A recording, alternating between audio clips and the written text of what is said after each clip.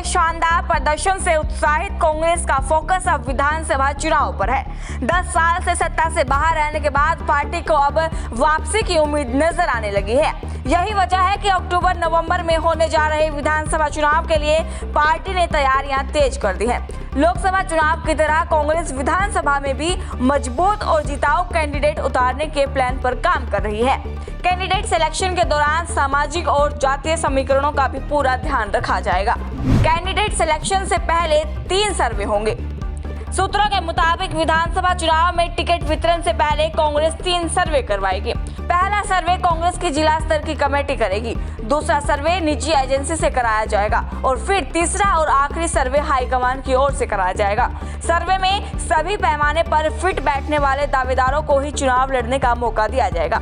बताया जा रहा है कि कांग्रेस ने यही तरीका लोकसभा चुनाव के दौरान अपनाया था, जो काफी सफल साबित हुआ।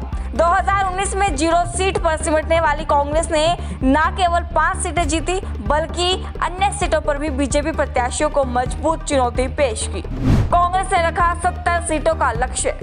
लोकसभा चुनाव में 40 विधानसभा सीटों पर बढ़त बनाने वाली कांग्रेस ने 3 माह बाद होने जा रहे चुनाव में 70 सीटें हासिल करने का लक्ष्य रखा है। कांग्रेस का मानना है कि अगर आम चुनाव की तरह विधानसभा चुनाव में भी सही उम्मीदवारों को उतारा जाए तो लक्ष्य मुश्किल नहीं होगा। पार्टी का मानना है कि 10 साल से सत्ता में काबिज भारतीय जनता पार्टी और उनके नेताओं के खिलाफ लोगों में भारी आक्रोश है। प्रधानमंत्री नरेंद्र मोदी के चेहरे के बावजूद लोकसभा चुनाव में भाजपा को इसका खामियाजा भुगतना पड़ा। ऐसे में विधानसभा चुनाव में बीजेपी के सामने इससे बड़ी चुनौती आनी तय है, क्योंकि तब चुनाव पूरी तरह से स्थानीय मुद्दे पर होंगे।